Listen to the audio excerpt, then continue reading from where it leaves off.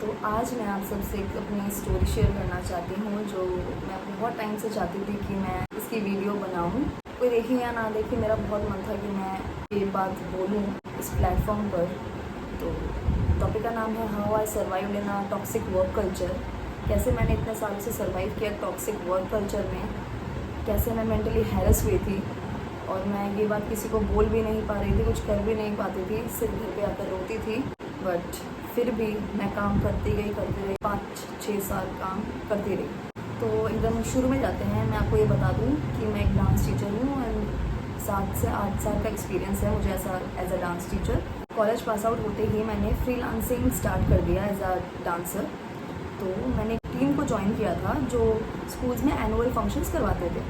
काम करने लग गई उनके साथ। धीरे धीरे मुझे पता चला कैसे वो मुझे मेंटली हैरेस कर रहे थे, सिर्फ मुझे नहीं बाकी सबको। सबसे पहली बात, वो टारगेट करते थे जो यंग हैं, फ्रेशर हैं और जो बहुत एनर्जेटिक हैं, काम करना चाहते हैं, उनके अंदर आग है, भूख है और उनको जिनको पैसों की नीड है। तो ऐसे लोगों को वो टारगेट करते थे। उनको कोई मतलब नहीं था, उनको कुछ आए ना आए, ना पीछे ना आगे, वो बस उनको कोई मतलब नहीं था, उनको बस अपना काम पूरा करना था। तो ये हुआ, एनुअल फंक्शन करवाया, सब हो गया। अब आई पेमेंट की बारी। बोलते थे फंक्शन को जाने के बाद आपको 1 वीक में आपको चेक दे देंगे। चलो ठीक है, 1 वीक वेट किया, फिर कॉल करा, कॉल नहीं उठाते थे, कोई रिस्पॉन्स नहीं आता था। मैसेज कर देते थे कि आई एम बिजी, ऐसे करते जैसे हम पे एहसान कर रहे हैं वो लोग हमें पैसा देकर, जबकि हमसे उन्होंने काम लिया है और उनका इवेंट इतना अच्छा हुआ है हमारी वजह से। 1 हफ्ता हो गया, 2 हफ्ते हो गए, 3 हफ्ते हो गए। मतलब लिटरली आप सोचो, आपसे इतनी मेहनत करवाई जाती थी, पूरे 1 महीने 2 महीने एनुअल डे के लिए आपको रोज़ यहाँ से वहाँ भेजा जाता था। आपको ना कैब के वो पैसे देते थे या आप जैसे भी कन्वेंस के आप कोई पैसे नहीं देते थे। तो उसके बाद फाइनली जब उन्होंने बोला कि हाँ आ जाओ आप पेमेंट लेने, उनका प्रोफेशनलिज्म देखो कैसे वो आपको बुला रहे हैं। फ़ोन करके वो बोल रहे हैं कि मुझे करोल बाग आ जाओ मेट्रो स्टेशन। चलो मैं पहुँच गई, मैं 11 बजे पहुँच गई मेट्रो स्टेशन में। फिर मैंने वहाँ कॉल करा कि सर मैं पहुँच गई हूँ। उसके बाद उन्होंने फ़ोन नहीं उठाया। 1 घंटा हो गया फ़ोन नहीं उठाया, 2 घंटे हो गए फ़ोन नहीं उठाया। उसके बाद 2 घंटे बाद उन्होंने फ़ोन उठाया, कहते कि मैं आ रहा हूँ। आपने एक छोटी, उस टाइम मैं कितनी छोटी थी, एक छोटी लड़की को आपने मेट्रो स्टेशन में वेट करवाया, ना आपने बताया लोकेशन बताया कहाँ पे आना है, ना आपने अपना ऑफिस बताया फिर कहाँ पे आना है। 2 घंटे बाद वो आए, आकर एक एनवलप दिया, दे के पकड़ा दिया। ना थैंक यू ना कुछ, ना बोला अपने यहाँ ऑफिस में आ जाओ, उन्होंने सिर्फ एक एनवलप दिया, चले गए। इतना इंसल्टिंग मुझे लगा।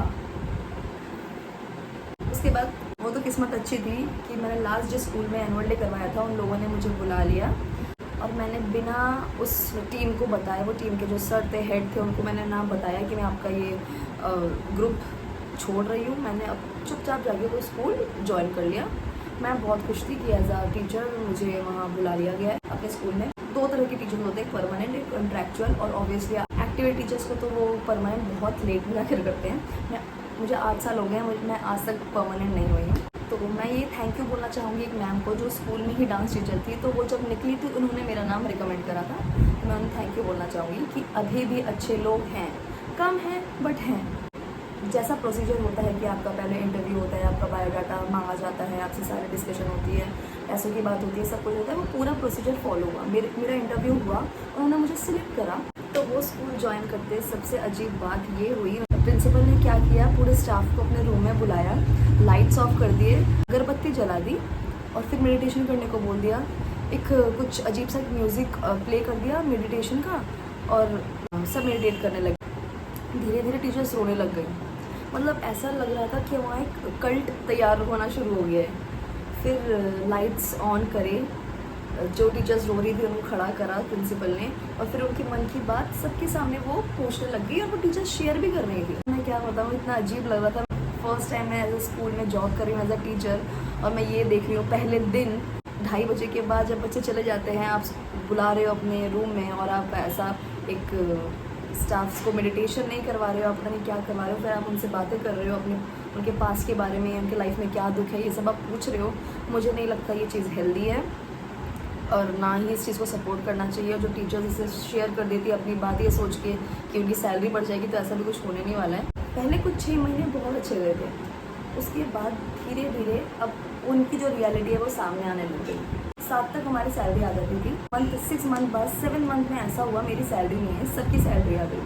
ऑब्वियसली आप शॉक हो ही जाओगे कि सबकी सैलरी आ गई, मेरी सैलरी नहीं आई। पहली बात तो ये प्राइवेट स्कूल है, कुछ भी हो सकता है। तो मैं बहुत परेशान रहती थी कि सैलरी नहीं आई। अकाउंटेंट से मैं बात करती थी तो वो बोलते थे आ जाएगी ये वो, ठीक है। तो मैं चली गई प्रिंसिपल रूम में कि मैम 15-20 डेज़ हो गए हैं, मेरी सैलरी अभी तक नहीं आई। उन्होंने मुझे क्या बोला कि जो कॉन्ट्रैक्चुअल टीचर्स हैं उनका लेट आता है। मैं इतनी बेवकूफ़, मैं सिर्फ एक्सपीरियंस ले रही थी, मुझे कुछ समझ नहीं थी कौन क्या कर रहा है। मुझे तो सब अच्छे लगते थे उस टाइम पे, सब मुझे लगता सब ऑनेस्ट है मेरी तरह। मैं मान गई, उनकी बात मान गई।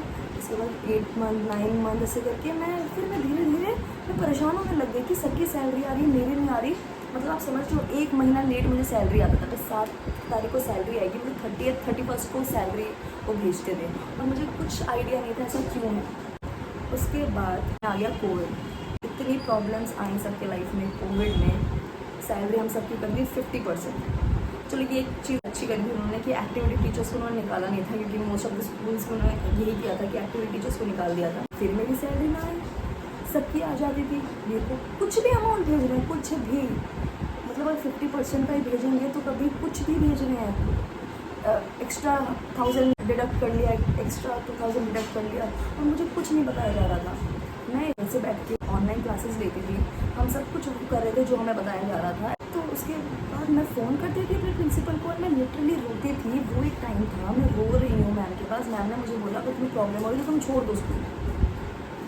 मतलब आप कैसे बोल सकते हो, मेरे पास था ही क्या स्कूल के अलावा कोविड के टाइम पे। आप मुझे अच्छे से ना बता रहे हो कि ये हो क्या रहा है, मैंने कौन सा ऐसा बुरा काम कर दिया था। वैसे तो आप मेरी बहुत तारीफ़ कर रहे हो, मेरे सारे काम की तारीफ़ कर रहे हो, मतलब आप मुझे मैनिपुलेट कर रहे हो, आप मुझसे सारा काम निकलवा रहे हो क्योंकि बच्चे मुझे पसंद कर रहे हैं, टीचर्स मुझे पसंद कर रही हैं, सब कुछ अच्छा चल रहा है। फिर कहाँ पे मैंने ऐसी गलती करके वो उन्होंने मुझे आज तक नहीं बताया। मैं मैनेजमेंट में एक बंदे को, उनका अकाउंटेंट कोई होगा, उनको फ़ोन करके रो के एवरी मंथ मैं बोलती थी प्लीज़ मेरी सैलरी भेज दो, क्योंकि मुझे से डर लगता था कि मेरी सैलरी अब नहीं आएगी। सबकी 7 to 15 डेट में आ जाती थी, मेरी नहीं आती थी।